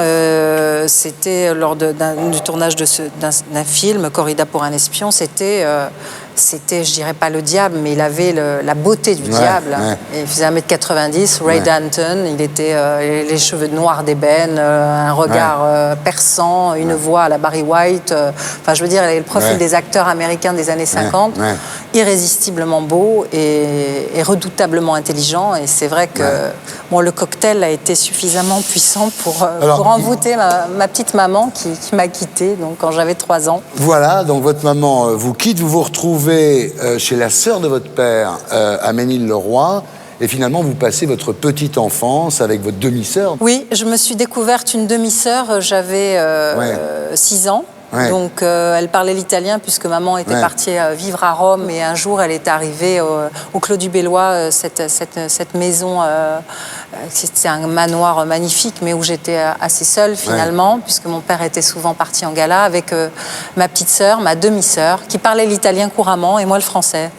Donc, j'ai commencé par lui arracher sa poupée et elle s'est mise à pleurer « Dammi la bambola !» Une enfance rythmée par les visites de votre père et par les passages éclairs de votre mère. Voilà. Comme votre mère chez Carita, vous, c'est chez un coiffeur que vous rencontrerez le destin. En l'occurrence, c'est Jean-Louis David. Oui. Jean-Louis David qui était non seulement coiffeur, mais photographe. Et là, vous entrez dans le monde du showbiz d'une façon complètement inattendue. Il fait un reportage sur les Miss Junior pour Vogue Beauté. Quand il m'a vu, il a dit tout de suite à maman, ta fille, elle a un physique de mannequin. Pourtant, je ne faisais pas 1m80. Et bon, il m'a présenté à John Casablanca, qui était déjà le patron d'élite. Qui vous a embauché personnellement, en plus. Oui, il a dit, elle n'est pas assez grande, mais bon, elle sera très bien pour les reportages, les studios photos. Et donc j'ai démarré, c'est vrai, par la grande porte, bien malgré moi, parce que j'avais fait aucun casting, c'était comme ça, cadeau. Comme votre mère avait démarré aussi malgré elle. Mais un petit peu plus tôt, parce que j'avais 13 ans, hein, donc c'était vraiment très jeune, et j'étais bien contente de quitter l'école pour aller gagner un peu d'argent de poche. Et là, vous êtes quand même, Douchka, assez délurée, parce que à 14 ans, vous avez votre premier amant en Corse. C'est vrai que j'étais précoce, mais j'étais très précoce physiquement. Voilà, à 12 ans, je faisais 1m68. J'étais une petite Lolita, entre guillemets. À 18 ans, vous vous retrouvez enceinte, vous êtes obligée d'avorter. Oui, parce que en plus, je faisais de l'anorexie comme toutes les mannequins, les jeunes mannequins, parce que la hantise de prendre des kilos, il fallait être comme ça. Je m'étais déréglée, en fait, à force de ne pas manger. Et c'est le danger, d'ailleurs. Et en fait, c'est pas du tout anodin. Moi, je suis tombée enceinte et je me suis pas rendu compte que j'étais enceinte. Parce que je croyais que j'avais un dérèglement hormonal. Bien sûr. Voilà. Et alors, à cette époque, vous faites une expérience de near-death experience, c'est-à-dire que vous voyez la mort, en fait, dans le couloir avec la lumière blanche au bout, vous quittez votre corps, et c'est vrai que vous avez conscience de vie antérieure, non ? Moi, j'ai analysé ça bien des années après, en fait. Sur le coup, j'ai cru que j'avais fait une hallucination liée à mon malaise. Et en fait, quand mon cœur s'est arrêté et que j'avais plus de pouls, le docteur cherchait mon pouls, il ne le trouvait pas, j'étais en train d'avaler ma langue. Et moi, je me suis sentie vraiment aspirée comme ça, et tout d'un coup, boum, dédoublée à 2 mètres au-dessus de mon corps. Et c'est des années après, en fait, que j'ai compris que j'avais vécu un truc que d'autres gens avaient vécu en lisant ce bouquin du fameux professeur scientifique Raymond Moody, américain. Alors là, vous quittez le mannequinat parce que vous êtes trop petite, en fait, pour défiler. Vous retournez au lycée, vous prenez des cours de chant. Vous avez toujours eu cette ambition de chanter, hein, de faire du lyrique. Et là, vous entrez dans l'univers féerique, je sais pas, de Disney. À l'époque, votre mère, Pascal Petit, vit avec l'ancien secrétaire de Sheila, le producteur de Karen Cheryl, Humbert Ibach, dit Mémé Ibach. Et alors, ce Mémé Ibach propose au patron de Disney Europe d'avoir une égérie qui incarne la marque Disney. Alors, il pense à Karen Cheryl, évidemment, il pense à Chantal Goya, il pense à Dorothée, mais elle refuse toutes. Et vous, il n'est pas très chaud, alors qu'il vous a toute la journée auprès de lui, évidemment. Il n'est pas très chaud pour que vous deveniez l'égérie de Disney. Il pense que vous ne faites pas assez fille de français moyen, on peut dire. Il avait l'impression que j'étais pas assez populaire, entre guillemets, dans le concept, quoi. C'est vrai que ma mère a beaucoup œuvré pour... parce que c'est vrai que cette perspective de contrat était quand même une chance extraordinaire. Bien sûr, bah oui. Et que j'avais le profil. Alors, à l'époque, j'étais blondinette. Bon, j'avais un petit profil d'Alice au Pays des Merveilles. Et tout le monde se disait, c'est dommage, donc qu'elle passe pas le casting. Mais il m'a quand même fait passer un casting, hein, il m'a pas fait de cadeau. Et voilà, c'est moi qui ai été choisie parmi 4 ou 5 filles qui étaient proposées. Alors, à 20 ans, vous devenez princesse Disney. Alors, on dit officiellement que vous en avez 17, parce que 20 ans, c'est un peu trop. Oui, c'est vrai que le fait qu'on m'ait rajeuni au départ, ça m'a un petit peu gênée. Ouais. Parce que je sortais de l'univers, justement, j'étais mannequin. Alors, quand on est mannequin et quand on a 15 ans, c'est le contraire. On vous vieillit, on vous maquille, on met les fossiles. Enfin, bon. Et là, c'était l'inverse. On mettait les chaussettes, les chaussures à brides, la barrette dans les cheveux. Dès que je l'enlevais, bon, ils venaient me la remettre. Et puis, on me rajeunissait. Donc, quand j'arrivais en plateau de télé devant Jean-Pierre Foucault, Michel Drucker, j'étais très mal dans mes pompes. Ouais. Et tout le monde croyait que j'étais pas nunuche, mais... Ah bah, vous jouiez le personnage, hein, très bien, d'ailleurs. Mais j'avais un côté... J'étais pas toujours très bien dans ma peau dans les interviews, suivant le moment, et parfois ça se ressentait. Mais en même temps, dès qu'on disait moteur, ça partait dans l'énergie et le show. Et vous allez faire un vrai carton, hein. Vous allez vendre 7 millions de disques quand même. Oui, Mémé a eu l'idée d'aller chercher une chanson qui avait déjà fait ses preuves en Amérique latine, qui s'appelait Uno más uno, dos enamorados. Et donc il a adapté en faisant 1, 2, 3, Mickey, Donald et moi. Et là... après la deuxième télé, en fait, on a démarré tout de suite très fort au niveau des ventes. Alors, célébrité assez rapide, finalement. Oui, inattendu, rapide, cadeau, on va dire cadeau, ouais. Alors, quelles ont été les réactions de votre entourage? Votre mère était ravie, j'imagine? Bah, tout le monde était content. Puis je crois qu'on n'a pas trop le temps de se poser la question. On fonce pendant 6-7 ans. J'ai pas vu le temps passer. Votre demi-sœur, votre tante, tout le monde était content. Ouais, tout le monde était ravi. Alors, vos relations avec les médias, c'était comment? Parce que, en fait, la vie que vous racontiez dans les médias, c'était comme une vie qui avait été un petit peu réécrite par la compagnie Disney, non? Oui, disons qu'on m'avait créé une petite légende. Oui, c'est ça. Parce que Humbert Ibach, mon producteur, voulait pas dire que j'étais la fille de mes parents. Ah oui. Parce qu'il fallait justement que je reste la petite Française populaire, la grande sœur de Mickey. Il avait raconté que, dans la légende, que j'étais passée un jour sur les Champs-Élysées, j'étais montée toute candide, rencontrée, tapée à la porte de Walt Disney, et que j'avais demandé à voir Armand Bigle, le président de Disney, et que là, conquis par mon charme et ma jeunesse, eh bien, il m'avait signé un contrat d'exclusivité. Voilà. Alors c'était un peu gros. Les journalistes savaient que c'était pas tout à fait vrai, mais ils jouaient le jeu pour certains, et puis voilà. Alors, question argent, vous avez gagné de l'argent à cette époque-là?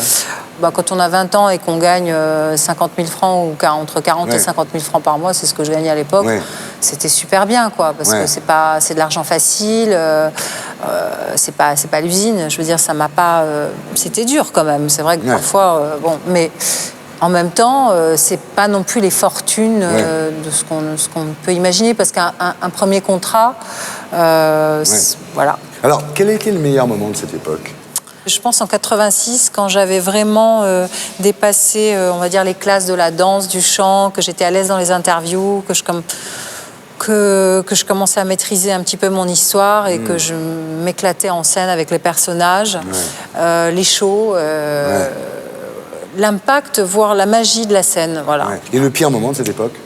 C'est quand, en fait, je rêvais de pouvoir chanter d'autres chansons, que j'ai, par exemple, enregistré Nuit d'été, qui était une chanson qui avait été écrite par Didier Barbelivien et qui était super magique. C'était une chanson pour Elsa, qui aurait fait un carton comme T'en vas pas, et que j'ai pas pu garder cette magie, cette authenticité de cet enregistrement, parce que c'était pas dans le concept, et qu'on m'a plaqué des cœurs sur la voix, qu'on m'a varispidé la bande, et que, à l'arrivée, j'ai pas eu la satisfaction artistique d'avoir... C'est frustrant. C'est très frustrant. Quand je voyais Marc Lavoine en télé, quand je voyais Patrick Bruel, que je voyais Lio avec ses mini-jupes et ses jolies gambettes, je me disais pourquoi pas moi. Voilà, et c'est là qu'en allant chez le coiffeur, toujours, hein, les coiffeurs, les salons de beauté, vous rencontrez Angelo Di Napoli. Alors là, c'est le coup de foudre. Hein. Oui. Ah ouais, coup de foudre. Mais le coup de foudre, comme on peut le vivre à 25 ans. Bien sûr.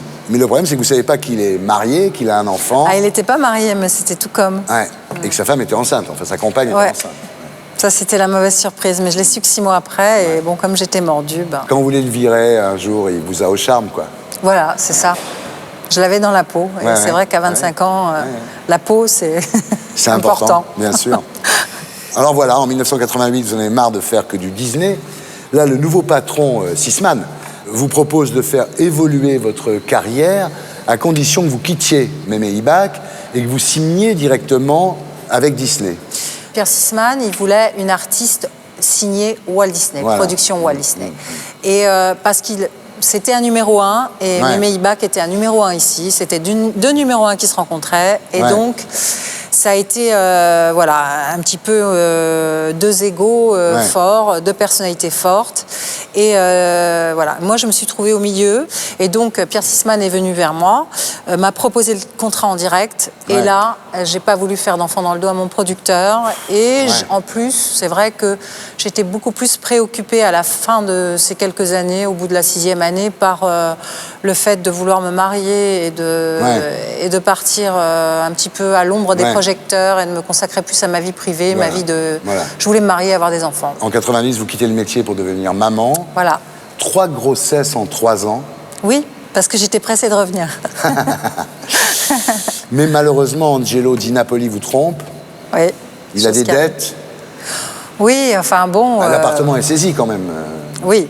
On va dire qu'on était jeunes et que voilà, c'était peut-être pas quelqu'un qui était fait pour le mariage Ouais. si tôt et Ouais. que je lui ai peut-être aussi mis la barre un petit peu trop haute aussi. Ouais, ouais. Voilà, moi j'ai été un petit peu irresponsable et lui, on va dire, voilà, léger. Complètement.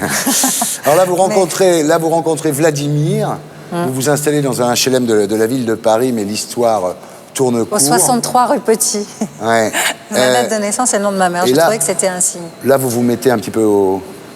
Pas plus que la fumette, quoi, je veux dire. Ouais, j'étais un petit peu perdue, je savais pas qui j'étais. J'avais Ouais. été un petit peu une poupée vivante. Enfin, Ouais. c'est péjoratif de parler comme ça, mais c'est vrai que c'était un personnage. Bah oui, on va oui, dire bien j'étais sûr, un bah oui, personnage vivant au milieu d'un univers virtuel. Après, j'ai été maman, Ouais.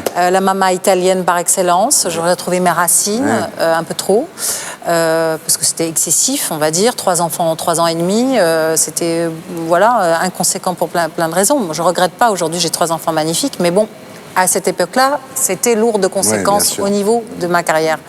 Et quand je me suis retrouvée finalement avec un divorce, plus d'argent, plus d'appartement, plus Ouais, rien, quoi, ouais. l'oiseau sur la branche, avec 3 petits bébés en bas âge, ça a été la galère. Et là, c'est là où j'ai manqué de sagesse et je suis partie comme ça dans une fuite un petit peu en avant et je fumais, pas beaucoup, mais suffisamment pour que ça me chloroforme et que ça me déconnecte. Donc ça m'a annihilé un petit peu peut-être ma réactivité Bah oui. et petit à petit j'ai plongé. Période difficile parce que vous vivez des histoires d'amour assez désastreuses, on peut le dire. Hein. Oui, voilà, j'avais tout faux. Ouais. Donc, je veux dire, quand on vit des choses difficiles comme ça, il faut faire du sport, il faut boire de l'eau, il ne faut pas fumer, ni de cannabis, c'est ce qu'on ni dit, de ouais. tabac, faut être dans une hygiène. Enfin, il faut être combatif. Ouais. Or, moi, je l'étais pas. Et je crois Ouais. que réellement, dans la vie, pour se construire, il faut être seul pour démarrer sa vie. Et moi, Ouais. finalement, j'ai quitté le lycée pour devenir une Dushka. artiste dans une équipe. Après, je suis devenue maman. Finalement, je m'étais jamais retrouvée en face de moi-même, face à ma Ouais, vie d'adulte ouais. ou de futur adulte. Et c'est là où je me suis retrouvée face à ma vie, avec un tel poids sur les épaules, des dettes, Ouais. enfin des petits-enfants. Ça veut dire que j'avais plus de liberté. Une femme, quand elle a des enfants et qu'elle n'a pas d'argent, ça veut dire qu'on est bloqué à la Ouais, maison. ça, c'est sûr. Donc pendant toute la période où ils étaient en bas âge, j'étais avec eux, donc je sortais pas, j'étais isolée, sans carnet d'adresse, seule.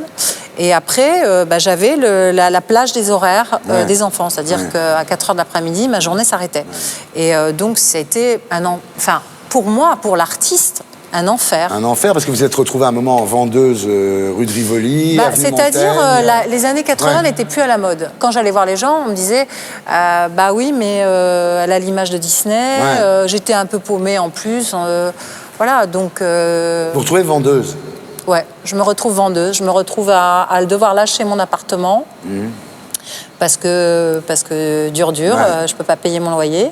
Et je me retrouve, donc je me dis maintenant qu'est-ce que je fais ? J'ai pas le choix. Je me suis dit maintenant mon objectif c'est récupérer un appartement et mes enfants, donc je vais travailler comme tout le monde. Et puis la vie va me sourire. Et là j'ai commencé à me reprendre en main. Ouais. Vous faites La Première Compagnie, qui est une émission de télé-réalité de TF1. Ça vous a aidé, ça ? Beaucoup. Oui, Ouais. parce qu'à l'époque, qu'est-ce que je pouvais faire de mieux que la télé-réalité? Ça vous a rapporté un peu d'argent en plus. Voilà, je passais des lectures de théâtre, ça marchait pas. Pourtant, Ouais. j'étais pas plus mauvaise qu'une autre, mais je sais Ouais. pas. C'était Ouais. comme ça, c'est Ouais. des Ouais. cycles dans la vie. J'allais au-devant des castings, ça marchait pas. En revanche, bon, un jour, j'appelle la production de Première Compagnie et en démol, et je dis voilà, je m'appelle Douchka.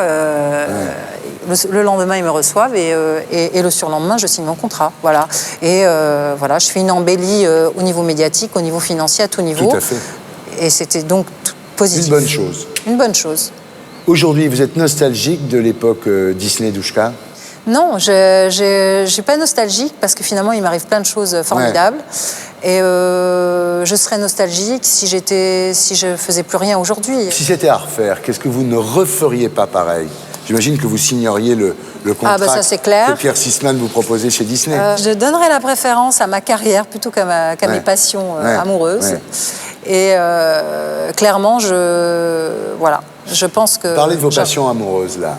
C'est vrai que vous avez quand même... vous êtes tombé sur des mecs, quand même, qui n'étaient pas toujours faciles. Il y en a un qui vous tapait dessus, quand même. Bon, j'ai vécu des drames, mais peut-être qu'il fallait que je passe par là pour comprendre ce que c'était que le prix de la passion et les limites des choses. Le jour où vous allez mourir, oui. Qu'est-ce que vous voulez qu'on marque sur votre tombe? Aimer toujours plus fort pour être sûr d'aimer assez, peut-être. Ouais. C'est joli. Je sais pas, mais... Si. Vous avez l'air d'avoir la forme, là. Oui, oui. Je crois que j'ai jamais été aussi bien dans mes baskets, quoi. En tous les cas, j'étais très heureux de rallumer Dans mes la talons, lumière sur oui, vous. pas mes baskets. Merci, Douchka. Merci, Thierry.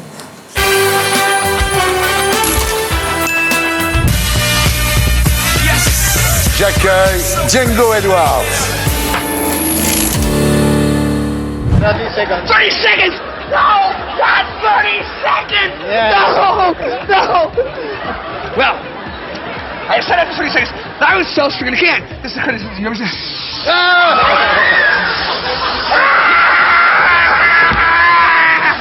So that's what I did. Yeah. Okay, you've got 10 seconds. 10 seconds. Ah, get out of here. Okay, that's enough. That's enough.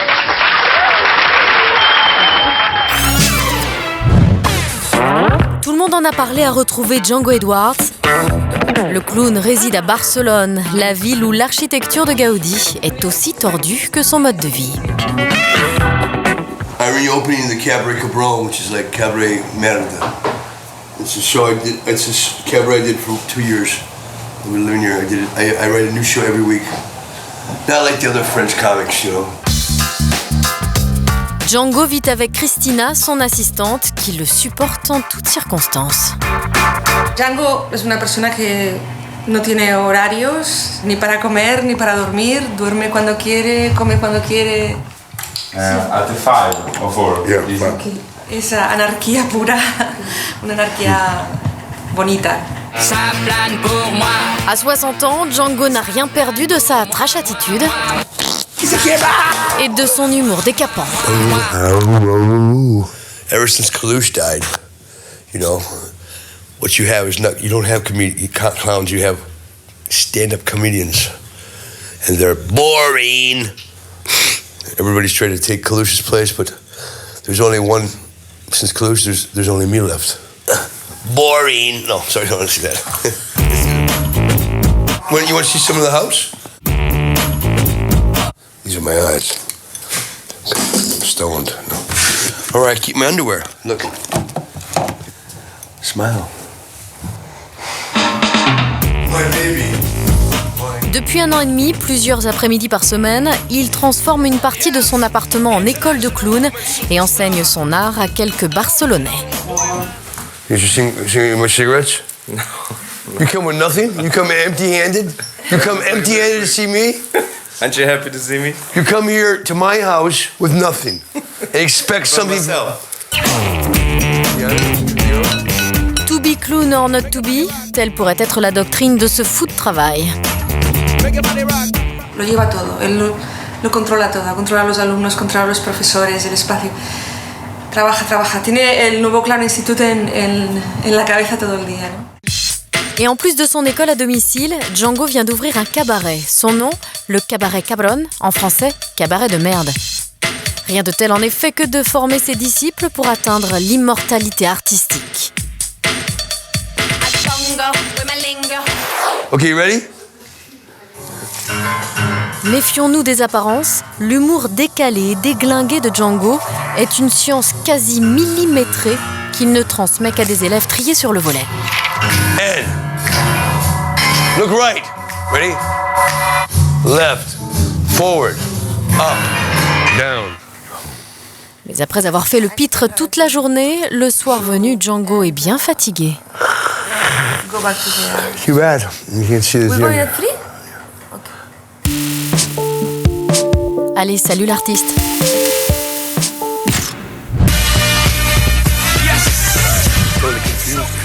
Ah, je suis dans une telle confusion. Qu'est-ce que je fais ici? Qu'est-ce que je fous? Voilà, je suis tout déshabillé. Et maintenant, la lumière se rallume sur Django Edwards. Bonjour, Terry. Bonjour, Django. Bienvenue dans Tout le monde en a parlé. This is a serious conversation. Ça va être une conversation sérieuse. I have something to... Qu'est-ce qui vous est arrivé? Pourquoi est-ce que vous êtes habillé comme ça? You know, I was supposed to do this show Vous before. savez, j'étais censé faire un petit spectacle avant. Et en fait, quand je suis arrivée ici, ils ont perdu ma valise avec tous mes vêtements, mes cartes de crédit, mon ordinateur, tout. C'est vraiment un gros problème. Mais voilà, j'ai encore mon slip, hein, et c'est pour vous. Heureusement. Alors, Django, vous êtes né le 15 avril 1950 à Detroit, dans le Michigan. Votre vrai nom, c'est Stanley Ted Edwards. Votre père s'appelait Harold, et on l'appelait Bud à cause de la bière Budweiser, en fait. Il aimait beaucoup la Budweiser, votre père? Budweiser mixed with whiskey. Oui, il aimait bien la mélanger au whisky, d'ailleurs. Hein. Yeah. Ça s'appelle Kick-Ass. Alors, votre père était fils d'immigrants anglais et irlandais. Il était issu d'une famille pas très riche. Il n'a pas pu aller longtemps à l'école. Il a fait des petits boulots. Et puis un jour, il a inventé le carré de gazon déjà prêt. Alors au début, il en vend effectivement à des jardins, à des pavillons de banlieue. Et puis finalement, il en vend à des stades. Et il se retrouve à la tête d'une grosse entreprise de paysagisme. Il était riche? Yes. Yeah. Well, he became rich, but he was Oui, il est devenu riche, mais c'était vraiment le self-made man à l'américaine. C'était un très grand, très bon vendeur. Quand il est décédé, on l'appelait le roi du gazon. Voilà, alors votre mère, Dolores, était fille d'immigrants russes et polonais. Et votre mère était folle de bowling. Hein. C'était pratiquement une professionnelle du bowling. Oui, elle était professionnelle, elle faisait ça 6 jours par semaine, elle était championne, elle était vraiment bonne. Et moi-même, j'y suis allée, et on a gagné des championnats ensemble. En 1966, après 27 ans de mariage, vos parents divorcent, votre sœur reste avec votre mère et vous avec votre père. Alors, votre père est très occupé, évidemment, par son business, il n'est pas souvent là, et vous vous retrouvez très jeune, très indépendant. Yeah, I was... living by myself at 16, I had my own apartment. À 16 ans, j'avais mon propre appartement, ma voiture. I was fortunate in one way. J'avais de la chance d'une certaine manière. Alors en 1967, vous avez 17 ans et vous décidez de monter votre entreprise de paysagisme concurrente de celle de votre père. C'est-à-dire vous devenez à 17 ans un petit homme d'affaires, quoi. Oui, exactement. J'avais commencé ma propre entreprise, j'étais partenaire avec mon frère. Et vraiment, j'avais beaucoup de reçus. Et à l'âge de 17 ans, j'étais déjà un paysagiste. Alors, avec l'argent que vous rapporte votre affaire de paysagisme, vous voyagez en Europe, vous êtes en quête de maîtres à penser, vous vous intéressez à Ouspensky, qui est un ésotériste, auteur de La Quatrième Voie, vous vous intéressez à Gurdjieff. Yes, that's true too. Oui, ça c'est vrai aussi. Terry, I tell you something that En fait, Thierry, je vais vous dire quelque chose que je n'ai jamais dit auparavant. Parce que je n'arrive à la fin de ma vie. Vous savez, à l'époque, je suis devenu un prêtre et on m'a ordonné. Donc, c'était un petit peu le flux de conscience. Et donc, vraiment, j'ai un titre de prêtre. Je ne l'ai jamais dit, hein. Voilà. Alors, évidemment, quand vous rentrez aux États-Unis, quelque chose a changé en vous. Vous vendez vos parts dans votre entreprise de paysagisme et vous décidez de venir vous installer en Europe. Voilà. Et là, en Europe, vous vous concentrez sur l'art des clowns. Et là où c'est encore plus fort, c'est que vous décidez de vous incarner dans une pratique artistique. C'est-à-dire que votre vie devient une œuvre d'art. Oui. Clowning is not a profession, it's a way of life. Vous savez, être clown, c'est I knew une manière de nothing about it. vivre, hein, I c'est only pas une knew that profession, je n'en savais rien. Je savais que c'était une manière de communiquer, d'aider les gens de manière globale, généralement. Et ça crée des miracles chez les gens. Et vraiment, le rire, ça défoule, ça aide. Alors vous dites, je n'arrête jamais de faire le clown, même dans la vie de tous les jours. No, I live clown, I dress clown, I act clown. Oui, je me vêtis en clown, je joue comme un clown, je fais l'amour comme un clown. Voilà, pour moi, je suis au paradis. Hein. Il y a beaucoup de gens qui vivent en enfer sur la terre, mais moi, je suis au paradis. En 1971, vous êtes à Londres, vous étudiez, vous exercez comme artiste de rue avec Nola Ray, qui est une mime anglaise de renommée internationale. Vous créez des troupes jusqu'au Friends Roadshow. Hein? It was a theater community. Oui, c'était une communauté, un petit groupe théâtral qui travaillait ensemble à Londres et tout à fait gratuitement.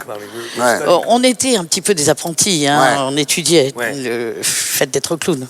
Alors, c'est une communauté théâtrale mondiale de 400 membres, très important, avec des antennes à Londres, à Detroit, à Amsterdam. Et à Amsterdam a lieu chaque année, à l'époque, le Festival of Fools. Et c'est là que vous vous installez en 1976.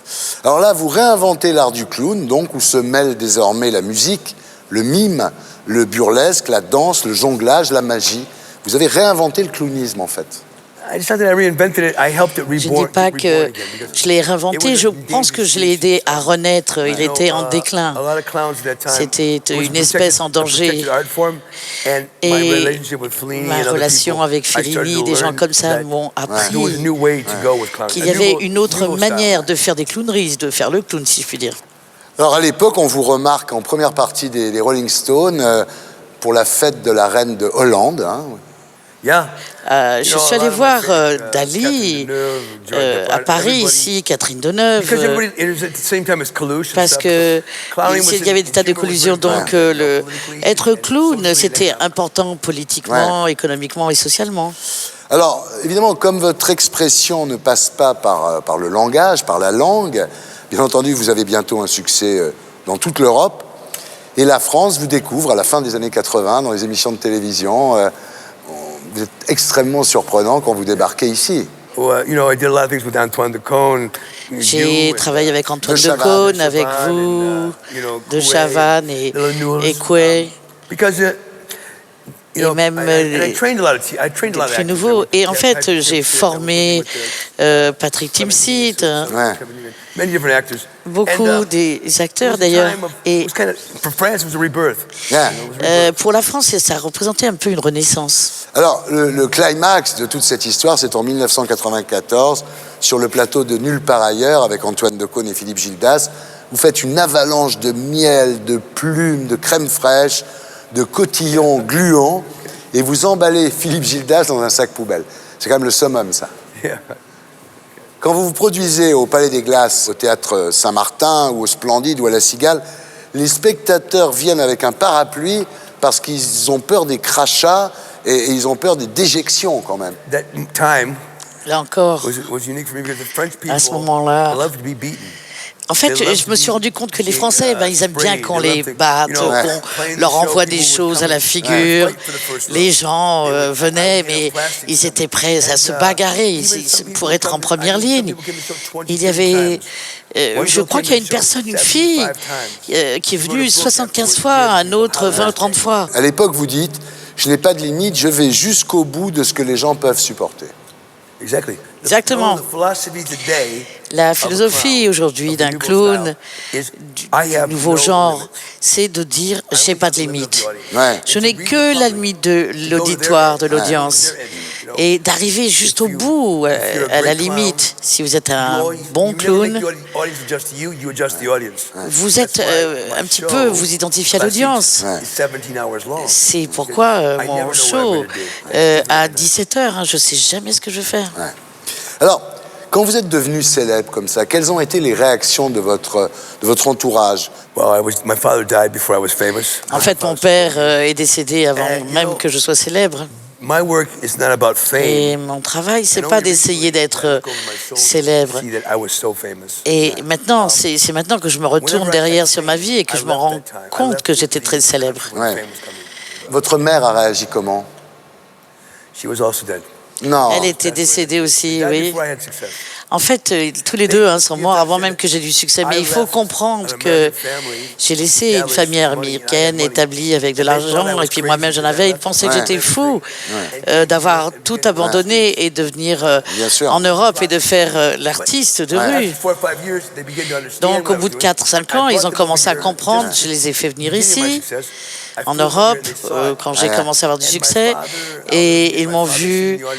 Et mon père avait déjà eu un cancer et donc il n'avait plus de voix. Et je pouvais voir de loin qu'il pleurait. Et enfin, il comprenait ce que je faisais.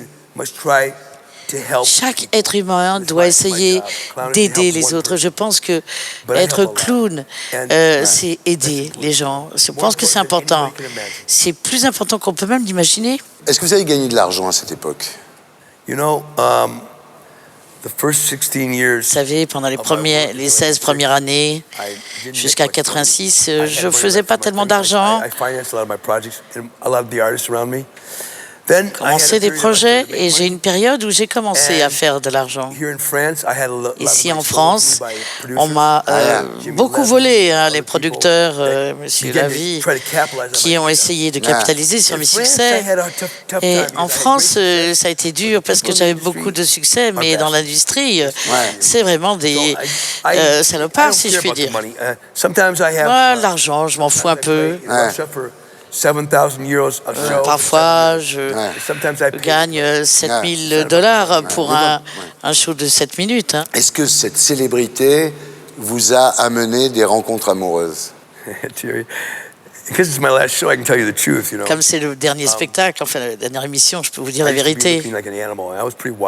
En fait, j'étais plutôt sauvage à l'époque, bête.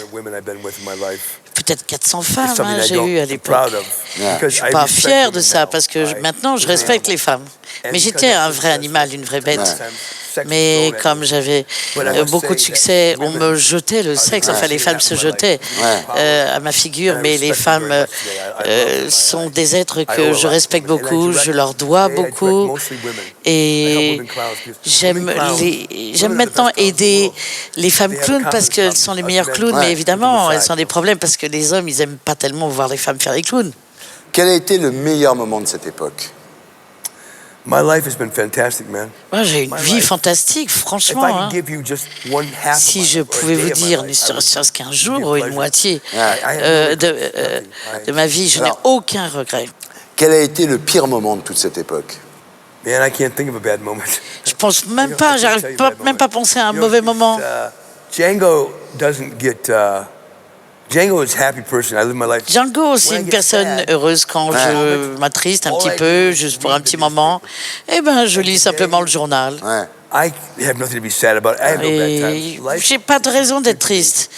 La vie a été très bonne avec moi et je suis contente d'être qui je suis. J'ai pas le sida, je suis pas dans une guerre et je suis pas là avec le terrorisme. Ensuite, après toute cette grande époque, l'engouement du public retombe un peu. Et en 2005, on vous retrouve dans La Ferme Célébrité sur TF1. Et là, la production est obligée de flouter l'image parce que vous exhibez vos parties génitales, j'imagine. Premièrement, j'avais vraiment une condition, il y avait 5 pages, il fallait que j'ai un mot français dans chaque phrase. Et je suis allé à la ferme pour une raison particulière, parce que les gens qui regardent ce programme, cette émission, sont des gens qui ont moins d'argent. Et j'ai été le premier clown dans l'histoire à être dans une émission française. Et pour une certaine période, j'ai beaucoup aimé ça. Mais en fait, l'histoire, c'est qu'on m'a... je me suis fait virer du programme parce que j'avais d'autres choses à faire. Et ils m'ont dit, je leur ai dit, je suis malade, il faut que je parte. En fait, j'étais pas malade. J'ai commencé à fumer 3 paquets de cigarettes et évidemment j'ai une bronchite. Après, on m'a mis à l'hôpital. Et vraiment pour que je puisse me dégager. Vous leur avez pris de l'argent quand même? Ah là encore. Oui, j'ai fait de l'argent. Mais c'était pas l'argent qui comptait à l'époque. Le gars qui travaillait pour moi, il m'a volé mon argent. Un autre producteur. Hein. Donc, pour ma propre production, j'en gagnais 60 000, mais j'en ai vraiment que 25 000 dans la poche parce que le reste m'a été volé. Est-ce qu'aujourd'hui, vous êtes nostalgique de cette époque de succès, de... No, man, I still have success. Non, j'ai encore du succès, hein. Tous les jours. Chaque jour, vraiment, j'ai fait plein de choses. J'ai un emploi du temps pas possible. Mon assistante, elle fait mon programme. Je sais pas ce que je vais faire. Et évidemment, je fais de la formation. Je suis réalisateur aussi. Si c'était à refaire tout ça, qu'est-ce que vous ne referiez pas pareil, Django? En tant que clown, on n'a pas de vie privée. Hein. Vous êtes vraiment au milieu du public, avec une vie publique. Et en tant que clown et père, j'ai souffert quand même. C'était pour mes enfants. Hein. Pendant longtemps, je ne les ai pas beaucoup vus. Et ils en ont souffert. Mais il n'y a pas si longtemps, mon fils et ma fille sont venus prendre des cours chez moi et je me suis mis à effectivement m'excuser auprès d'eux. J'ai dit, je suis désolé, évidemment, je n'ai pas été le père que vous auriez voulu. Mais après, ils m'ont dit, tu sais, papa, on accepte donc tes excuses parce qu'on a une famille qui est mondiale maintenant. Ce sont des clowns eux-mêmes. Donc maintenant, j'essaye d'avoir un autre enfant. Quand vous serez mort, qu'est-ce que vous voulez qu'on écrive sur votre tombe? Nothing. My life is not important. Ma vie n'est pas si importante que ça. Elle est importante pendant que je vis. Ce qui est important, c'est ce qui se passe après. Écoutez, en tous les cas, j'étais très heureux de rallumer la lumière sur vous, Django. Vraiment. Watch this. Watch this. Terry. Regarde. Smile, though your heart is aching. Smile even though it's breaking. When there are clouds in the sky, you'll get by. If you smile through your fear and sorrow, smile and maybe tomorrow you'll see the sun come shining through for you. Light up your face with gladness. Hide every trace of sadness. Although a tear may be ever so near,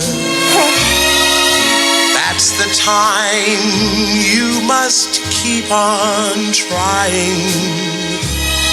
Smile, what's the use of crying? You'll find that life is still worthwhile if you just smile. I love it. Amis du parking, bonsoir.